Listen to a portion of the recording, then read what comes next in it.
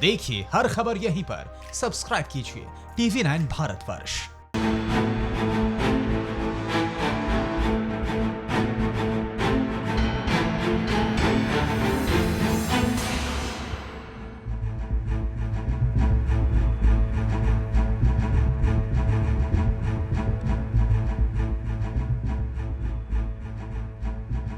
नमस्कार, कैसे हैं आप? मैं हूं निशांत चतुर्वेदी। अगले 1 घंटे तक आपको आपकी फिक्र से जुड़ी हर खबर दिखाएंगे। सबसे पहले गौर करें हमारे सेगमेंट पर।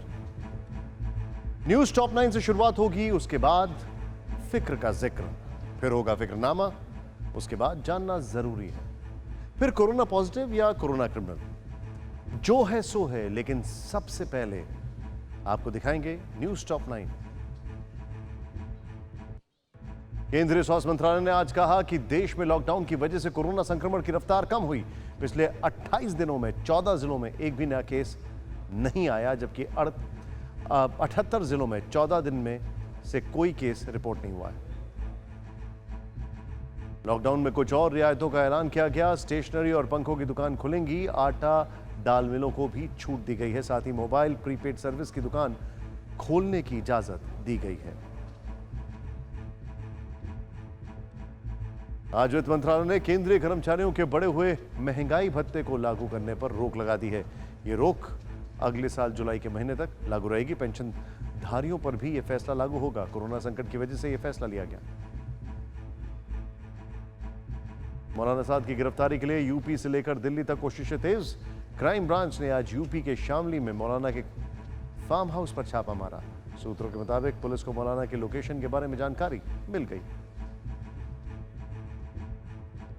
धारावी मुंबई के लिए बड़ा खतरा बनता जा रहा है। पिछले 24 घंटे के दौरान धारावी में 25 नए केस सामने आए हैं और एक की मौत हुई है।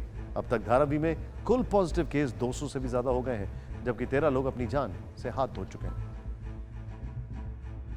दिल्ली के हॉटस्पॉट इलाकों में कोरोना का खतरा बढ़ता जा रहा है। जहांगीरपुरी के एच ब्लॉक में एक साथ 43 संक्रमित केस मिले। वहीं शादरा की एक गली में एक ही परिवार के 7 लोग पॉजिटिव पाए गए। दिल्ली में कुल केसों की संख्या 2376 हो गई। कांग्रेस के अंतरिम अध्यक्ष सोनिया गांधी ने आज CWC की बैठक में बीजेपी पर बड़ा आरोप लगाया।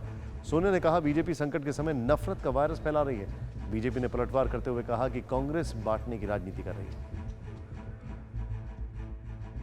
अमेरिका के secretary of state Mike Pompeo ने आज भारत के विदेश मंत्री एस जयशंकर से कोरोना संकट पर बात की। दोनों के बीच कोरोना वायरस से निपटने के लिए अंतर्राष्ट्रीय और द्विपक्षीय सहयोग पर चर्चा। राष्ट्रपति डोनाल्ड ट्रंप ने कहा है कि अमेरिका के पास कोरोना से लड़ने के लिए अरबों डॉलर झोंकने के अलावा कोई चारा नहीं है। ये फ्लू नहीं, आक्रमण है। आपको बता दें कि अमेरिकी अर्थव्यवस्था की हालत खराब हो रही है। पिछले हफ्ते 44 लाख लोगों ने बेरोजगारी भत्ते के लिए आवेदन किया। चलिए अब कोरोना का संपूर्ण विश्लेषण शुरू करते हैं। सबसे पहले देखते हैं आज आपकी फिक्र की कौन कौन सी खबरें हैं। बंगाल में कोरोना क्राइम से कैसे हो रहा है? अस्पताल में चोरी क्या हुआ? बहुत बड़े विवाद की परतें खुलेंगी। कोरोना की जगह मोदी से लड़ाई क्यों कर रही हैं ममता बनर्जी? क्या सचमुच मौत के आंकड़े छिपा रही हैं जैसा कि आरोप लग रहा है? लॉकडाउन के 30 दिन पूरे, इंडिया का जजमेंट आ गया है। मोदी का फॉर्मूला पास या फेल, सारा अपडेट देंगे। ट्रंप और यूरोप का बड़ा सहारा बना हिंदुस्तान। विश्व ने मोदी को क्यों पुकारा? क्या है इनसाइड स्टोरी? खाकी योद्धा पर वायरस रेड कैसे हो गई? जब ड्यूटी पर पुलिस वाला टाइट तो इन्फेक्शन से रोज होती है फाइट। डॉक्टर का सुरक्षा कवच ऑन होते ही गायब हो जाता है वायरस। क्या है कवच? कैसे पहना जाता है? कोरोना चीन से आया, क्या कोई शक? बचा है वायरस असली किट नकली? ड्रैगन की चोरी पकड़ी गई। संक्रमण काल में रिश्तों की हत्या का दर्दनाक वीडियो। चिता पर पिता का शव, करता रहा इंतजार। लापता बेटा आया या नहीं?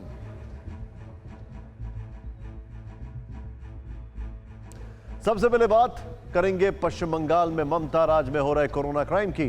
कोरोना क्राइम इसलिए क्योंकि 30 दिन के लॉकडाउन में कोरोना के खिलाफ लड़ाई में एक और तो पूरा देश जुटा था, लेकिन पश्चिम बंगाल की सरकार अलग ही धुन में है। ममता इस मुश्किल वक्त में भी वही कर रही हैं जो वो हर बार करती हैं, और वो है केंद्र से लड़ाई, जबकि उन्हें लड़ना चाहिए कोरोना से।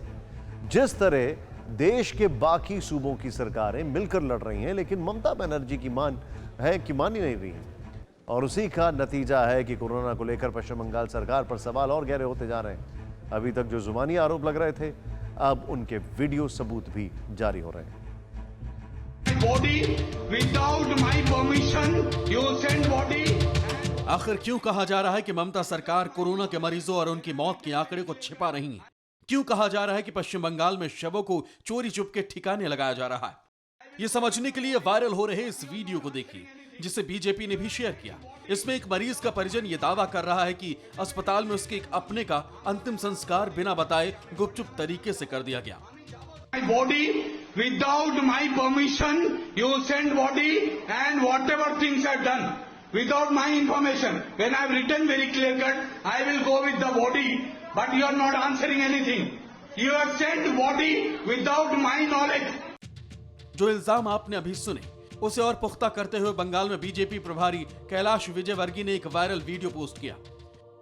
दावा है कि कोलकाता के इस शवदाह गृह में गुपचुप तरीके से पिछले 3 दिनों से मरीजों के शव जलाए जा रहे हैं। पास की एक इमारत से शूट किए गए वीडियो में एक सफेद रंग की गाड़ी दिखती है और प्रोटेक्ट किट जैसे सफेद लिबास में कुछ लोगों की हलचल नजर आती है। बीजेपी का दावा है कि ये चोरी छिपे शव ठिकाने लगाने का सबूत है।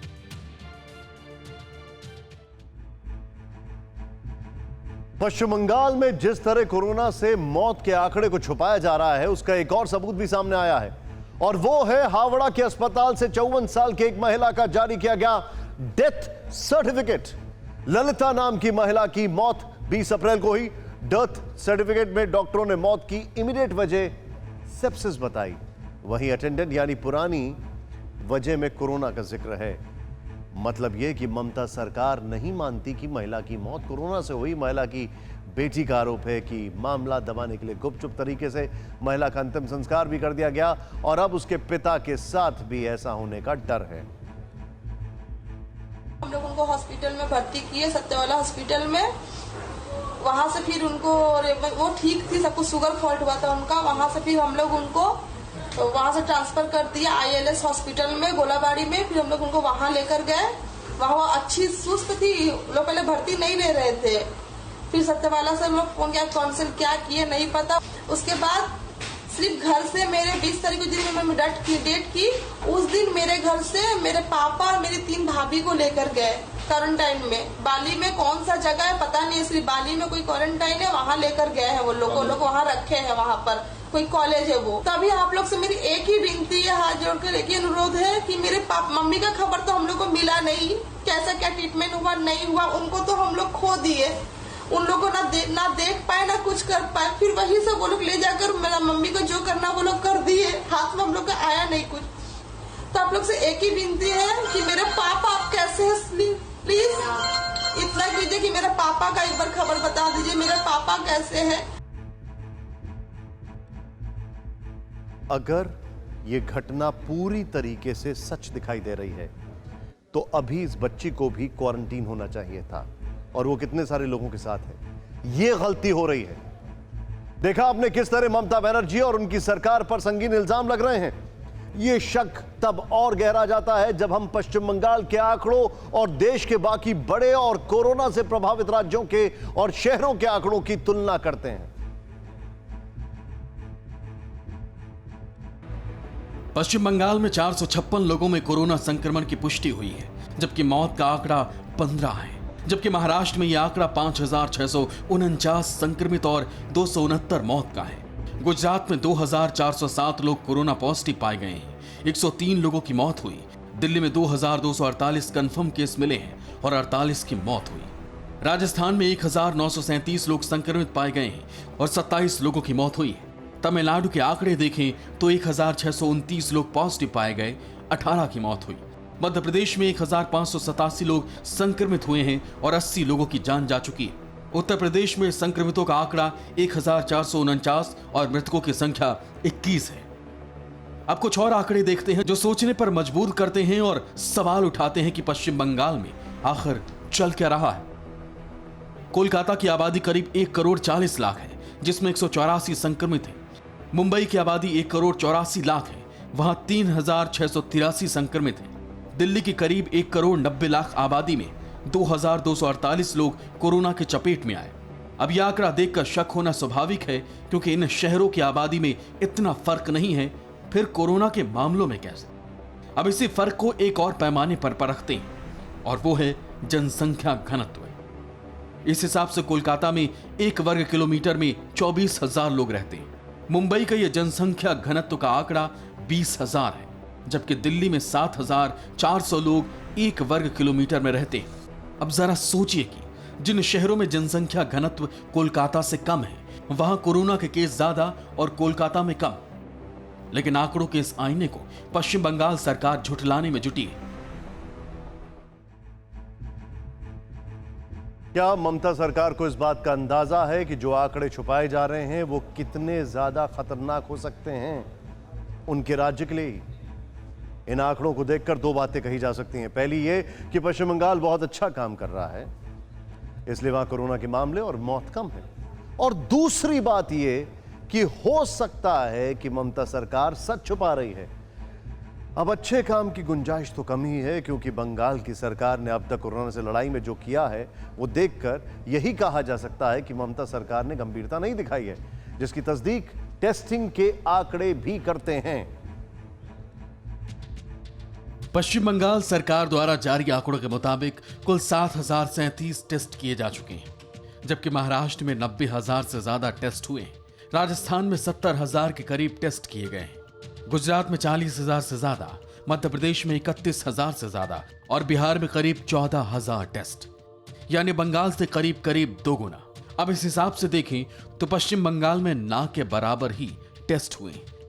ममता सरकार टेस्ट में कितनी लचर है उसका एक और पैमाना देखिए।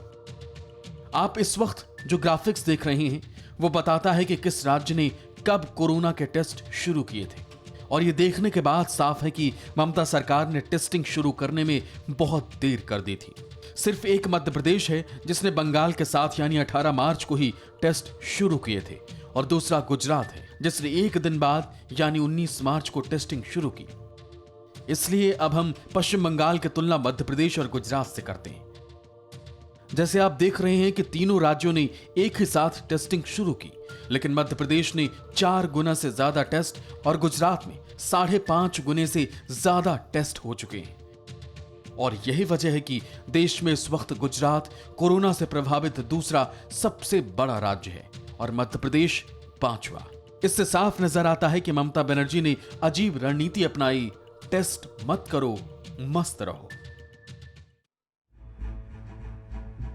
लेकिन ममता दीदी तमाम आरोपों को गलत बता रही हैं, सवालों को साजिश बता रही हैं, सेंट्रल टीम को सहयोग करने की जगह उल्टा उनके काम में अड़ंगा लगा रही हैं। लेकिन अब मामला इतना तूल पकड़ चुका है कि अब वहां के सरकारी डॉक्टर भी सवाल उठाने लगे हैं। ऐसे एक बड़े डॉक्टर मानस गुम्टा, जो सर्जन हैं सागर दत्ता हॉस्पिटल में, जो नॉर्थ 24 परगना का सबसे बड़ा हॉस्पिटल है। Doctor Gupta association of health service doctors के महासचिव भी हैं। डॉक्टर गुम्टा अभी भी मरीजों का इलाज कर रहे हैं जो कोविड-19 पॉजिटिव भी हैं। अब आप सुनिए पश्चिम बंगाल के इस फ्रंटलाइन वॉरियर की जुबानी कि वहां क्या खेल हो रहा है। Repeatedly asking the government for giving the मैं लगातार राज्य सरकार से कह रहा हूं कि वो हालात के सही आंकड़े उपलब्ध कराएं, क्योंकि महामारी से लड़ने के लिए सही आंकड़े होना बहुत जरूरी है। and in West Bengal what is पश्चिम बंगाल में क्या हो रहा है, आईसीएमआर के जो सिफारिशें हैं जिनके मुताबिक कैसे टेस्ट किया जाए, किन लोगों को शामिल किया जाए, लेकिन पश्चिम बंगाल में टेस्टिंग बहुत ही कम है। but in West Bengal the test is very less. You know the doctors of West Bengal पश्चिम बंगाल के डॉक्टर एक और बड़ी मुश्किल का सामना कर रहे हैं, और वो है डेथ सर्टिफिकेट इशू करना। इस बारे में आईसीएमआर के स्पष्ट गाइडलाइंस हैं। आईसीएमआर ने सभी राज्य सरकारों को कहा है कि उन्हें ICD-10 कोड्स का पालन करना है। लेकिन पश्चिम बंगाल में क्या हो रहा है, यहां एक डेथ ऑडिट कमेटी है और उस डेथ ऑडिट कमेटी ने स्थानीय प्रशासन को निर्देश दे रखे हैं कि कोई भी डेथ सर्टिफिकेट जारी करने से पहले सारे दस्तावेज राज्य के स्वास्थ्य मंत्रालय में भेजनी है। all the papers to be sent to the said उसके बाद वो सारी रिपोर्ट्स देखकर बताएंगे कि किसी की मौत कोरोना से हुई या नहीं। ऐसा नहीं होना चाहिए। हम डॉक्टर हैं, हम जानते हैं कि डेथ सर्टिफिकेट कैसे लिखा जाता है। हम इतने पढ़े लिखे हैं और पूरे बंगाल के डॉक्टर इतने पढ़े लिखे हैं कि वो जानते हैं कि डेथ सर्टिफिकेट कैसे लिखा जाता है। Most of the West Bengal have the enough education, enough teaching, enough learning to how to write a death certificate. Comorbidity is the comorbidity common problem है। बुजुर्ग लोग सबसे ज्यादा प्रभावित हैं। कोमॉर्बिडिटी कोरोना से होने वाली मौत का मुख्य कारण है, जिसका जिक्र डेथ सर्टिफिकेट में होना चाहिए। लेकिन अगर कोई व्यक्ति कोरोना संक्रमित है तो उस मौत को कोरोना से हुई मौत दिखाना चाहिए। ये एकदम साफ है। लेकिन पश्चिम बंगाल में ऐसा नहीं हो रहा। वो स्थानीय डॉक्टर और प्रशासन को निर्देश नहीं दे रहे हैं कि तुम ये सब लिखो, बल्कि वो ये कह रहे हैं कि सारे दस्तावेज स्वास्थ्य मंत्रालय में भेजो और वो लोग फैसला करेंगे। पश्चिम बंगाल में 5 लोगों की कमेटी है। वो मौत की वजह निर्धारित करेंगे और उसके बाद भारत सरकार को रिपोर्ट करेंगे। The cause of death and after that they will report to the government of India. ये महामारी है, क्या इस पर भी कोई राजनीति करता है? यह हमारी आज की पहली और सबसे बड़ी फिक्र थी। इतना तो साफ हो गया है कि पश्चिम बंगाल में सब कुछ नॉर्मल नहीं है। ममता दीदी कुछ तो छिपा रही हैं और कहीं उनकी यही जिद कोरोना के खिलाफ देश की लड़ाई को कमजोर ना बना दे। अब अपनी दूसरी फिक्र की ओर बढ़ते हैं। लॉकडाउन को 30 दिन पूरे हो गए हैं। इस दौरान देश ने क्या खोया, क्या पाया, पूरी तस्वीर समझना बेहद जरूरी है। आज हम आपको दिखा रहे हैं कि कोरोना महामारी के एकमात्र इलाज सोशल डिस्टेंसिंग के मकसद से लगाए गए लॉकडाउन के जरिए हिंदुस्तान ने क्या कुछ हासिल किया है, देश ने क्या क्या पहली बार देखा है और कोरोना को मात देने में क्या कुछ चुनौतियां बची हुई हैं। तो सबसे पहले देखिए 25 मार्च यानी जिस दिन से लॉकडाउन शुरू हुआ उसके बाद हर हफ्ते कोरोना केस किस कदर बढ़ते पाए गए। जैसा कि आपने देखा इस एक महीने में कोरोना केस 657 से यानी 657 से बढ़कर 21,552 तक पहुंच गए, यानी कि मरीजों की संख्या 20,800 से ज्यादा बढ़ गई। यह आंकड़ा देखकर आपको लग रहा होगा कि भारत में कोरोना काफी तेजी से फैला, लेकिन यह पूरा सच नहीं है। लॉकडाउन का अहम मकसद था संक्रमण की रफ्तार को कम करना, ताकि कोरोना से लड़ने के लिए हमें मेडिकल सुविधाओं को मजबूत करने का वक्त मिल जाए, और इसमें भारत बहुत हद तक कामयाब भी रहा है। लॉकडाउन के 4 दिन बाद स्वास्थ्य मंत्रालय ने बताया था कि सरकारी अस्पतालों में कोरोना मरीजों के लिए 41,900 कोरोना बेड है, जिसकी संख्या इस वक्त बढ़कर 1,94,000 से ज्यादा हो गई है। आईसीयू बेड की बात करें तो जो गंभीर मरीजों के लिए जरूरी होते हैं, इसकी संख्या अब 26,600 से ज्यादा है, और बेहद गंभीर मरीजों के लिए 1,300 से ज्यादा वेंटिलेटर्स की सुविधा भी देश में उपलब्ध है। यकीनन यह भारत की बड़ी उपलब्धि है। हमें कई बार आपको बताया कि लॉकडाउन नहीं होता तो संक्रमण की संख्या लाखों में होती और मेडिकल सुविधाएं महामारी के सामने सरेंडर कर चुकी होती, लेकिन लॉकडाउन के 1 महीने के मौके पर हम कुछ खास उपलब्धियां और गिनाते हैं। पूरे देश में आज रात 12 बजे से संपूर्ण देश में संपूर्ण लॉकडाउन होने जा रहा है। प्रधानमंत्री मोदी की एक घोषणा और एक अपील पर देश ने जो संकल्प लिया, जो संयम और अनुशासन दिखाया, वो अनूठा है। एक 7 करोड़ों लोगों ने घर के अंदर रहने का जो प्रण लिया, उससे भारत में लॉकडाउन भी सफल रहा और कोरोना पर कंट्रोल भी। तभी तो सर्वे अमेरिका में हुआ, वोट विदेशियों ने भी डाला, लेकिन नंबर 1 कोरोना फाइटर बने भारत के प्रधानमंत्री नरेंद्र मोदी। लॉकडाउन के दौरान दूसरी उपलब्धि है सरकारी मशीनरी का योद्धाओं की तरह काम करना, जिनमें पहला नाम आता है डॉक्टर्स और दूसरे स्वास्थ्य कर्मियों का। जिस देश में शहरी इलाकों में 1,000 लोगों पर भी एक डॉक्टर नहीं और गांवों में 10,000 लोगों पर भी एक डॉक्टर नसीब नहीं, उसी देश में कोरोना काल में सरकारी अस्पताल और डॉक्टर्स ने मिसाल कायम की है, जिनके अथक प्रयास से करीब 4,500 कोरोना मरीज पूरी तरह ठीक हो चुके हैं। हालांकि इस महायुद्ध में कई डॉक्टर संक्रमित भी हुए और 6 को जान भी गंवानी पड़ी है। लॉकडाउन का पालन कराने से लेकर कानून व्यवस्था को देखना और जरूरतमंदों की मदद में हाथ बटाना, इस वक्त ये तीनों काम एक साथ कर रहे हैं देश के कोरोना योद्धा पुलिसकर्मी। लेकिन कोरोना से जंग में कुछ पुलिस वालों की जान तक चली गई है, जिसके बारे में आज हम आपको विस्तार से बताने वाले हैं। इसके अलावा तमाम मिलिट्री और पैरामिलिट्री फोर्स भी कोरोना युद्ध में मास्क बांटने से लेकर जरूरी सामान लोगों तक पहुंचा रहे हैं और कोरोना वायरस को मारने के लिए गली मोहल्लों को सैनिटाइज कर रहे हैं। कोरोना योद्धाओं में खास नाम है सफाई कर्मी। पहली बार लोगों को इतनी शिद्दत से इनकी मौजूदगी का एहसास हुआ है, क्योंकि देश में करोड़ों लोग जान बचाने के लिए घरों में बंद हैं, लेकिन हर रोज उनके घर की गंदगी ले जाता है एक सफाई कर्मी। तभी लॉकडाउन में फूल मालाओं से इनका स्वागत भी हो रहा है। लॉकडाउन में तीसरी और बड़ी उपलब्धि है, पहली बार देश में तमाम राजनीतिक पार्टियां एकजुट होकर कोरोना से जंग लड़ रही हैं। कोलकाता की मुख्यमंत्री ममता बनर्जी के अलावा हर राज्य के मुख्यमंत्री और हर पार्टी के नेता केंद्र सरकार के साथ कंधे से कंधा मिलाकर चल रहे हैं और ये कोरोना से महायुद्ध में हमारी बड़ी ताकत है। आपको बता दें कि इस विश्वव्यापी महामारी ने पूरे देश को एकजुट कर दिया है। उद्योगपतियों ने दिल खोलकर सरकारी कोष में दान दिया है। रेलवे की कमाई ठप है, लेकिन कई ट्रेनों को चलता फिरता कोरोना अस्पताल बनाया गया है।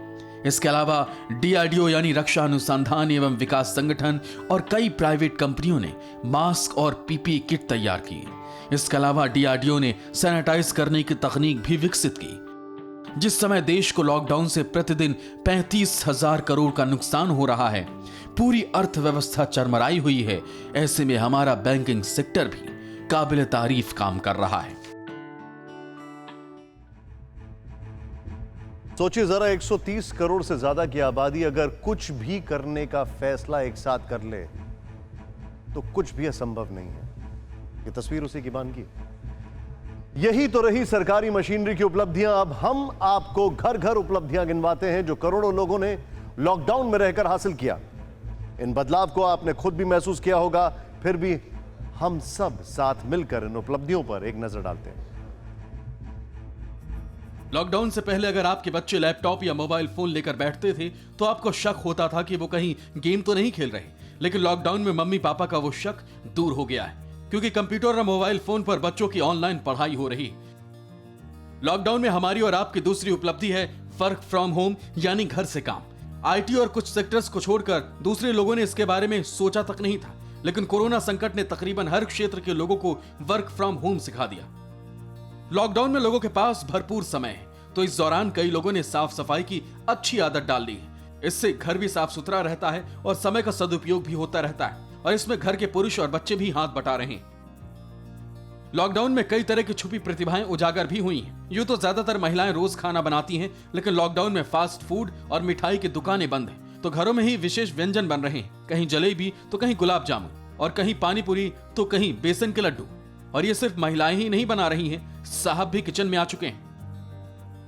लॉकडाउन के 30 दिनों में लोगों ने बहुत कुछ सीखा है। जो लोग वक्त की कमी के कारण डांस क्लास नहीं जा पाते थे, अब वो डांस के गुरु से ऑनलाइन डांस सीख रहे हैं। जो लोग पहले समय की कमी के चलते योग और व्यायाम को टाल जाते थे, अब उनकी भी जीवन शैली बदल गई।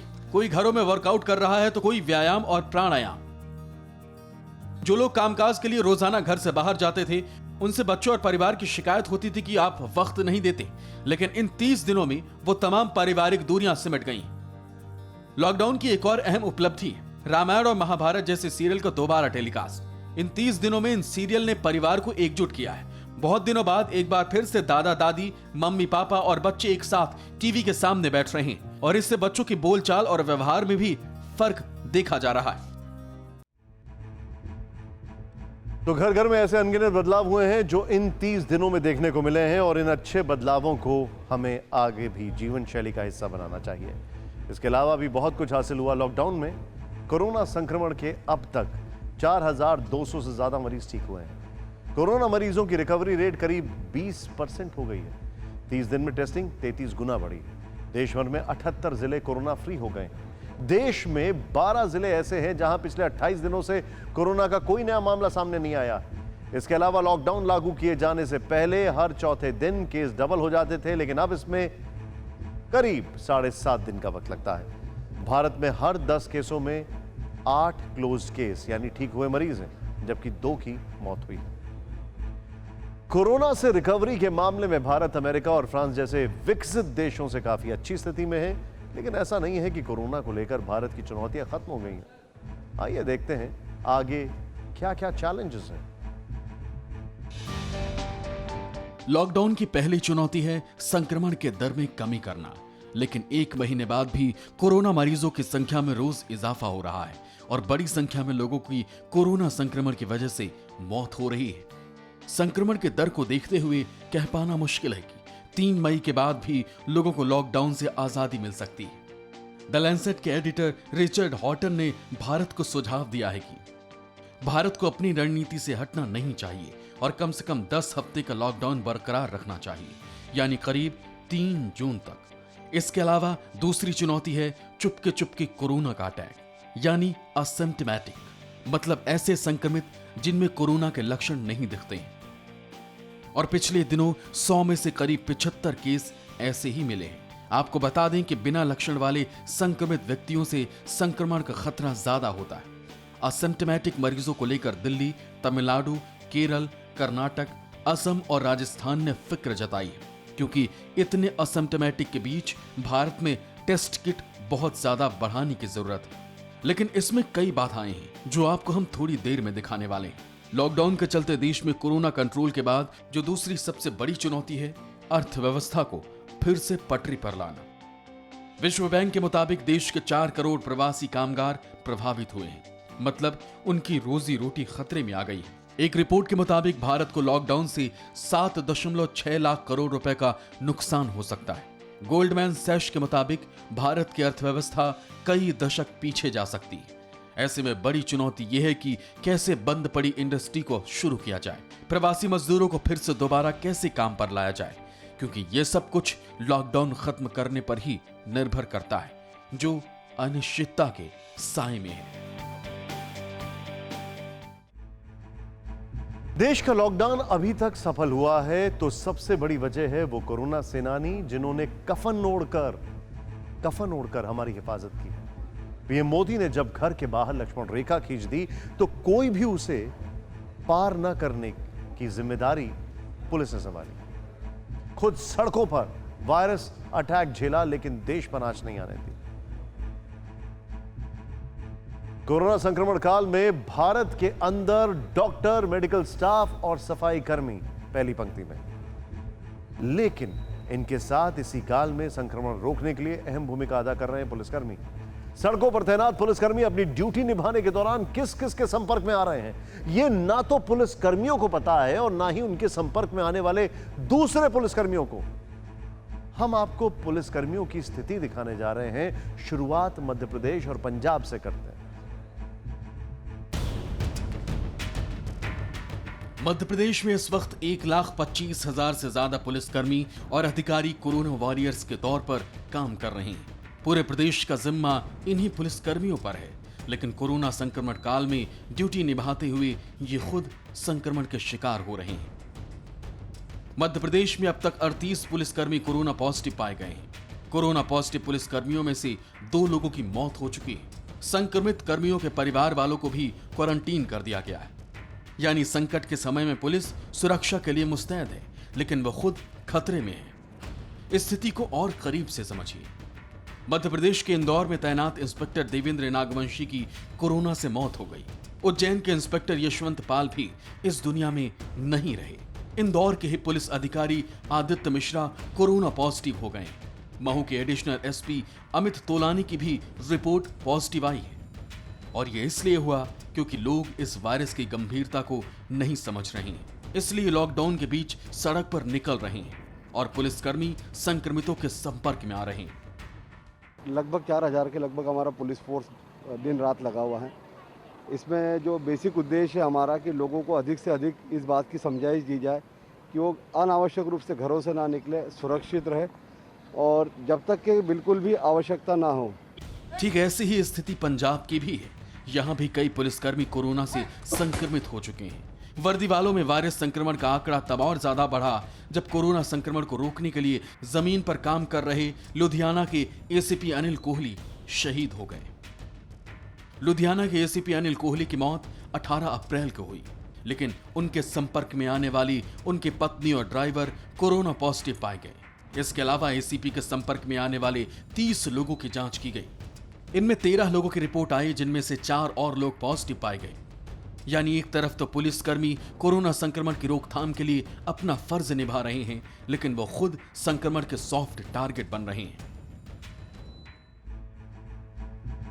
पुलिसकर्मी अब भी कोरोना वायरस के सॉफ्ट टारगेट हैं, क्योंकि इन्हें एक तरफ तो सड़क पर व्यवस्था संभालनी है, लॉकडाउन का पालन करना है, वहीं दूसरी तरफ उस मोर्चे पर जिम्मेदारी संभालनी है जहां संक्रमित सहयोग नहीं कर रहे हैं। कुछ और केस स्टडीज से आपको पुलिसकर्मियों की मजबूरी और उनके ड्यूटी के प्रति समर्पण के जज्बे को समझाने की कोशिश करते हैं। दिल्ली भारत में कोरोना का तीसरा बड़ा हॉटस्पॉट है। यहां मरकज के कारण केस भी तेजी से बढ़े हैं, जिन पर पुलिसकर्मियों की मदद से ही काबू पाया जा सका, लेकिन ये पुलिसकर्मी खुद भी संक्रमण की चपेट में आ गए। दिल्ली के 26 पुलिसकर्मी अब तक कोरोना पॉजिटिव पाए गए हैं। कोरोना पॉजिटिव के संपर्क में आए 400 से ज्यादा पुलिसकर्मी क्वारंटीन भी किए गए। इतनी बड़ी संख्या में पुलिसकर्मियों का संक्रमित होना चिंता का विषय है। राजस्थान में करीब 1 लाख पुलिसकर्मी और अधिकारी कोरोना वॉरियर्स की भूमिका में मुस्तैद हैं। इनके अलावा होमगार्ड के जवान भी तैनात किए गए हैं, लेकिन लॉकडाउन में बंदोबस्त करने वाले यही पुलिसकर्मी संक्रमण का टारगेट हुए। राजस्थान में 8 पुलिसकर्मियों की कोरोना रिपोर्ट पॉजिटिव आई। 40 से ज्यादा संदिग्ध पुलिसकर्मियों को क्वारंटाइन किया गया है। हालांकि गनीमत है कि अब तक राजस्थान में संक्रमित पुलिसकर्मियों की स्थिति गंभीर नहीं हुई है, लेकिन उनके संपर्क में आने वाले भी संदेह के घेरे में आ गए। राजस्थान पुलिस की टीम पूरे राजस्थान में अपने होमगार्ड के साथियों के साथ, अपने सिविल डिफेंस के साथियों के साथ पूरी मुस्तैदी से तैनात है। 24/7 काम कर रहे हैं। चाहे कोई भी समस्याएं हों, हम पूरी तरह से कृत संकल्प हैं कि हम हमारे लोगों को, हमारी जनता को इस महामारी से बचाएं। महाराष्ट्र देश में कोरोना संक्रमण का सबसे बड़ा हॉटस्पॉट है।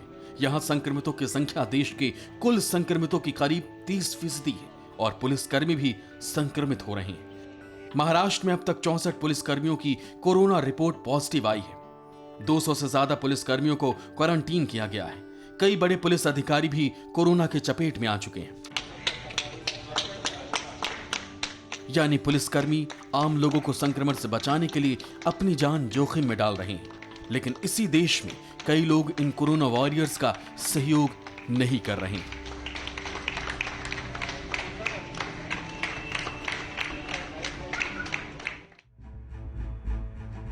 सोशल मीडिया पे बड़ा मशहूर चल रहा है एक लाइन। एक पुलिसकर्मी दूर देखता हुआ कहता है कि वो कहते हैं कि जब लॉकडाउन खत्म हो तो हम घर के बाहर निकलें, हम कहते हैं कि जब लॉकडाउन खत्म हो तो हम अपने घर जाएं।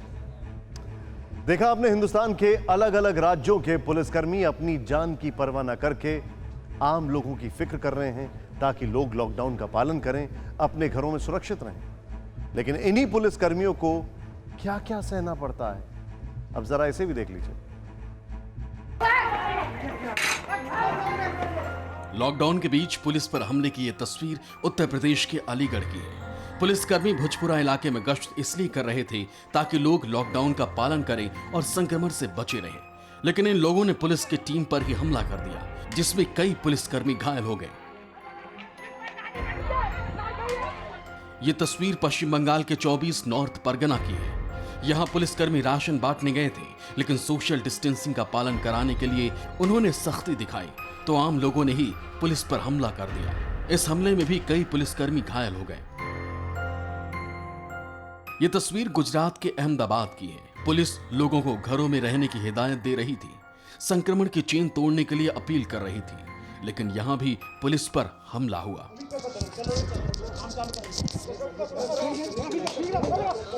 राजस्थान के जोधपुर में भी पुलिसकर्मियों पर कुछ लोगों ने हमला कर दिया। उन पुलिसकर्मियों पर जो उन्हीं लोगों की जान बचाने के लिए इस संक्रमण काल में अपना फर्ज निभा रहे हैं। इस हमले में भी कई पुलिसकर्मी घायल हुए। उस दिल्ली में जहां 26 पुलिसकर्मी खुद कोरोना से जूझ रहे हैं, वहां भी पुलिसकर्मियों के साथ कई घटनाएं हुई। निजामुद्दीन के मरकज से जमातियों को निकालते समय एक जमाती ने पुलिसकर्मी पर थूक दिया था। लाहौरी गेट थाने के एक सिपाही पर भी एक शख्स ने थूका था, लेकिन पुलिसकर्मियों ने संक्रमण काल को देखते हुए बल प्रयोग नहीं किया। राजस्थान में भी कोरोना वॉरियर पर हमले हुए। पूरे राजस्थान में हुए इन हमलों के 95 केस दर्ज हैं। वहीं 200 से ज्यादा लोगों की गिरफ्तारी हुई है। मुंबई में भीड़ की भीड़ पुलिसकर्मियों पर टूट पड़ी। 134 मामले पुलिस पर हमले के दर्ज किए गए। इनमें मानखुर्द से लेकर डोंगरी इलाके तक के केस हैं। बिहार में भी लॉकडाउन तोड़ने वालों ने ही पुलिस पर हमला किया, लेकिन इतना सब कुछ सहकर भी पुलिस वाले मुस्तैद हैं। पूरे देश में पहली पंक्ति में कोरोना वॉरियर बने यही पुलिसकर्मी वायरस और इंसानों के बीच ढाल बनकर खड़े हैं। यानी जो पुलिसकर्मी आम जनता की सुरक्षा के लिए तैनात हैं, उन्हीं के साथ बुरा बर्ताव हो रहा है। बावजूद इसके वो अपने कर्तव्य से पीछे नहीं हटे। ऐसे ही मेडिकल स्टाफ भी अपनी भूमिका अदा कर रहे हैं, लेकिन बनस्पत पुलिसकर्मियों में के उनकी स्थिति अच्छी है, क्योंकि संक्रमण को देखते हुए मेडिकल स्टाफ पीपीई किट का इस्तेमाल करता है, लेकिन किट की कमी की वजह से बंदोबस्त में तैनात पुलिसकर्मियों को पीपीई किट नहीं दी गई। मेडिकल स्टाफ को संदिग्ध और संक्रमित के बारे में पता होता है, ड्यूटी में मुस्तैद पुलिसकर्मी जिसके संपर्क में आ रहे हैं नहीं पता होता। संक्रमण काल में मेडिकल स्टाफ की ड्यूटी अस्पताल तक सीमित है। पुलिसकर्मियों की ड्यूटी सील किए गए हॉटस्पॉट में भी लगाई गई है।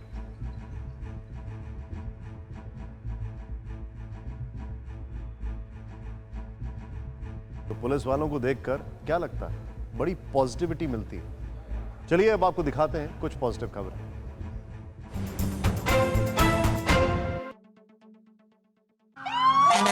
अमेरिका में कोरोना संक्रमित लोगों का इलाज करने वाली भारतीय डॉक्टर उमा मधुसूदन को खास अंदाज में सैल्यूट किया गया। उनके घर के बाहर से पुलिस, पड़ोसी और फायरमैन ने अपनी गाड़ियां निकाली और उनके जज्बे को सलाम किया। डॉक्टर उमा मधुसूदन ने कई कोरोना मरीजों का इलाज किया है जो अब ठीक हो चुके हैं। लॉकडाउन में दिल्ली पुलिस उन जरूरतमंदों के लिए दिन रात काम कर रही है जो बेसहारा है, जिनके पास भोजन नहीं है। इसके लिए दिल्ली पुलिस दिल की पुलिस के नाम से कैंपेन चला रही है। इस कैंपेन के माध्यम से दिल्ली पुलिस न सिर्फ जरूरतमंदों को खाना बांट रही है, बल्कि हर मुमकिन मदद कर रही है। कोरोना संकट के बीच जरूरतमंदों की मदद के लिए आम ही नहीं, बेहद खास लोग भी अपनी तरफ से मदद में जुटे। इसकी एक तस्वीर राष्ट्रपति भवन से सामने आई है, जहां राष्ट्रपति रामनाथ कोविंद की पत्नी अपने हाथों से जरूरतमंदों के लिए मास्क सिलती हुई दिखी। उनके द्वारा सिले गए मास्क को जरूरतमंदों के बीच बांटा जाएगा।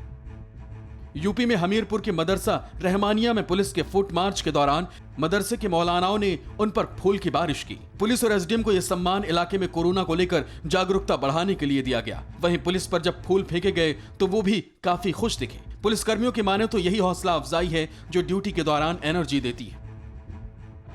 राजस्थान में जोधपुर के एमडीएम हॉस्पिटल में पीपी किट पहने नर्सिंग स्टाफ, डॉक्टर और हेल्थ कर्मियों ने अपना उत्साह बढ़ाने के लिए डांस किया। ये सभी कोरोना मरीजों को ठीक करने में जी जान से जुटे हुए हैं। एक दूसरे का हौसला बढ़ाने के लिए इन्होंने हॉस्पिटल के एक हॉल में डांस करने का तरीका अपनाया। इनकी माने तो इस तरह से कर्मचारियों का और भी हौसला बढ़ता है।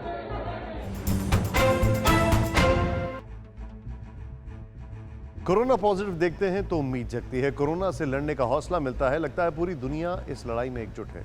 लेकिन दुनिया का एक मुल्क ऐसा भी है जो वायरस फैलाने के बाद भी सीना जोरी कर रहा है। कोरोना संक्रमण के काल में इस वक्त की एक बड़ी फिक्र है, जल्द से जल्द जांच हो और संक्रमितों को पहचाना जाए। लेकिन ये फिक्र इस वक्त इसलिए और बढ़ जाती है क्योंकि चीन से आई किट्स में खराबी पाई गई है। हालांकि इन किट्स पर फैसला आईसीएमआर यानी भारतीय चिकित्सा अनुसंधान परिषद को करना है। लेकिन सोचिए कि अगर किट्स को निरस्त करने का फैसला होता है तो फिर स्थिति और खराब हो सकती है। भारत में इस वक्त टेस्ट की सबसे ज्यादा जरूरत है, लेकिन चाइनीज टेस्ट किट में खराबी के संकेत मिल रहे हैं, जो स्थिति ज्यादा खराब होने के संकेत हैं। क्योंकि अब तक भारत ने करीब 40 करोड़ की लागत से चीन से 8.5 लाख किट का ऑर्डर किया है। इन किट्स में से 5,50,000 रैपिड टेस्ट किट्स 16 अप्रैल को चीन से भारत में आई हैं। 21 अप्रैल को भी चीन से 3 lakh rapid test kit Bharat आ चुकी हैं। लेकिन अब इन चाइनीज किट्स के इस्तेमाल पर ही रोक लगा दी गई है। ऐसा क्यों हुआ, पहले इसे समझ लीजिए। जयपुर में पहले से संक्रमित 100 मरीजों का टेस्ट किया गया, जिनमें 5 रिपोर्ट ही पॉजिटिव आई। गुजरात में 1000 किट्स की जांच में तकरीबन 100 रिपोर्ट ही पॉजिटिव मिली। कई और राज्यों से भी ऐसे ही नतीजे मिले। अब अंदाजा लगाइए कि अगर इन चाइनीज किट्स को वापस लौटाने का फैसला होता है तो फिर रैपिड टेस्ट के प्लान का क्या होगा, क्योंकि लॉकडाउन की मियाद 3 मई है। तब तक लाखों टेस्ट की उम्मीद थी ताकि ताजा स्थिति पर नई रणनीति तैयार होती। लेकिन क्या कोरोना फैलाकर खराब सामान बेच रहा चीन दुनिया को धोखा दे रहा है? यह सवाल इसलिए क्योंकि दुनिया के कई देश चाइनीज किट लौटा चुके हैं। स्लोवाकिया, स्पेन, तुर्की, अमेरिका, ये सभी देश चीनी किट्स में खराबी मिलने के बाद उसे लौटा चुके हैं। यूरोप भी इन किट्स पर प्रतिबंध लगा चुका है। लेकिन सवाल यही है कि हिंदुस्तान में चाइनीज किट्स पर रोक लगने के बाद क्या होगा? घबराइए नहीं, राहत की भी एक खबर है। आईसीएमआर के मुताबिक रैपिड टेस्ट किट बनाने के लिए 9 भारतीय कंपनियों को अनुमति मिली है। इनमें से कुछ कंपनियों को किट के ऑर्डर भी मिल चुके हैं। महाराष्ट्र की वाक्सर बायो लिमिटेड को 10 लाख किट के ऑर्डर मिले हैं। यानी चीनी किट्स के रिजेक्ट होने के बाद भी देश में टेस्ट किट की कमी नहीं होगी, सिर्फ वक्त ज्यादा लगेगा।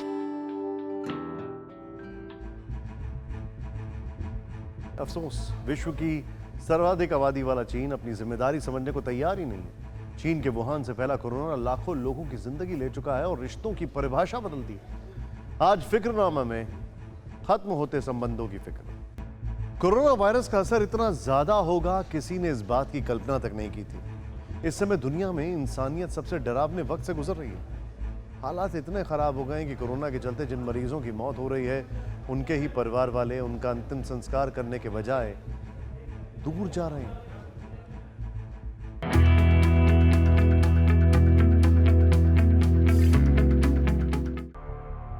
धू धू कर जलती ये चिता सिर्फ एक शव की चिता नहीं है, बल्कि कोरोना के खौफ के चलते इंसानी रिश्तों के जलने की तस्वीर है।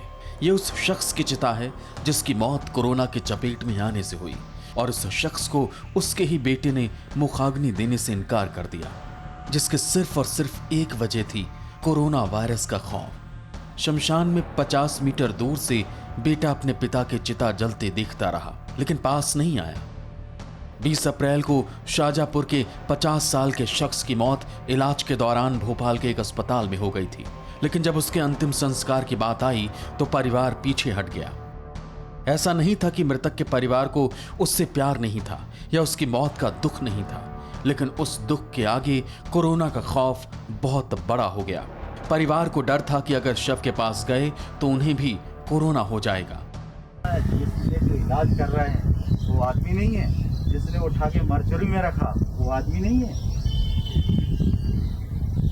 पूरी तरीके से बताइए, पूरी तरीके से किट से पे के डेड बॉडी वो आदमी नहीं है जिसने उठा के रखा है। आप तो उनका खून हो।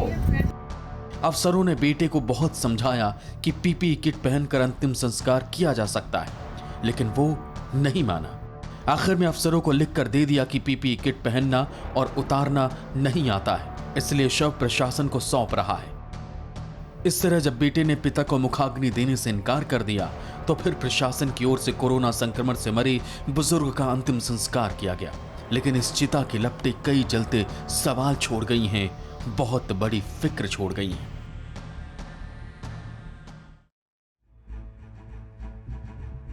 अफसोस, इस लड़के को शायद पितृ ऋण के बारे में भी कुछ नहीं पता। पूत सपूत तो क्यों धन संचय, पूत कपूत तो क्यों धन संचय।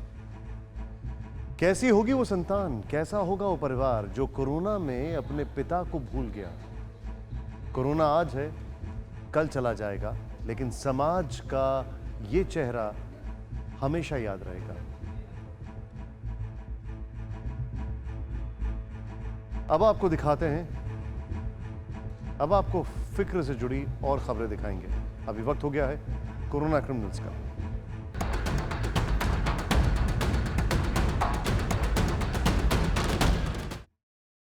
पश्चिम बंगाल के झारग्राम में एक कांस्टेबल ने अफसरों को बंधक बनाकर AK-47 से फायरिंग की। घटना झारग्राम पुलिस लाइन की है। कांस्टेबल ने इस दौरान AK-47 से 90 से 120 राउंड गोलियां चलाई।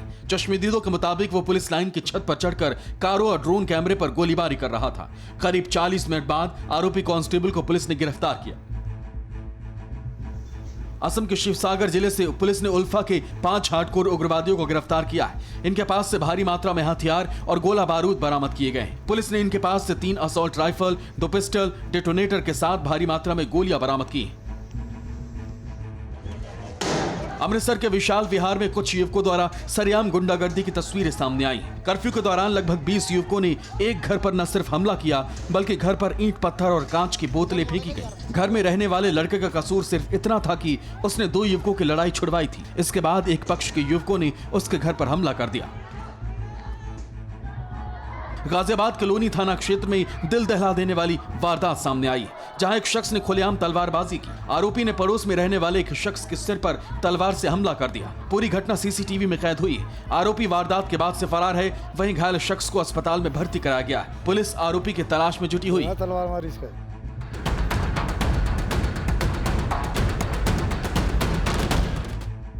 और अब जो है सो है दिनेश गौतम के साथ।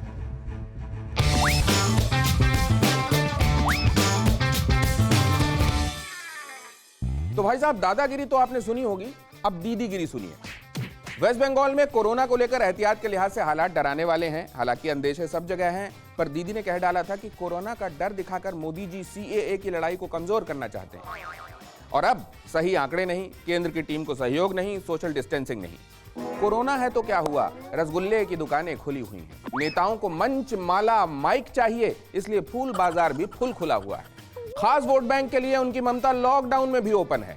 और उनकी इस बात पर रोक टोक वाले मानुष को माटी में मिलाकर कार्यकर्ता अपनी सियासी मां को खुश कर देते हैं। दीदी ने कार्टून बनाने वाले को जेल भेज दिया था। तब से लोग शादी भी ये देखकर करते थे कि दोनों परिवार तृणमूल वाले हों, वरना किसी एक की जान को खतरा ना हो जाए। साहब, कोरोना के दौर में भी ममता ने तुष्टीकरण का वो मयार कायम किया कि आने वाले दिनों में वो कहीं बांग्लादेश में प्रधानमंत्री पद की दावेदार हो जाएं तो हैरान होना मना है। बाकी तो जो है तो है।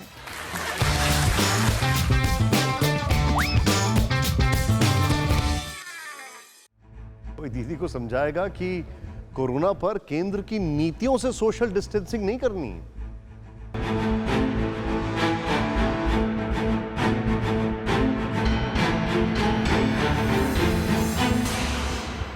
परवाह देश की, सोमवार से शुक्रवार रात 10 बजे TV9 भारतवर्ष पर।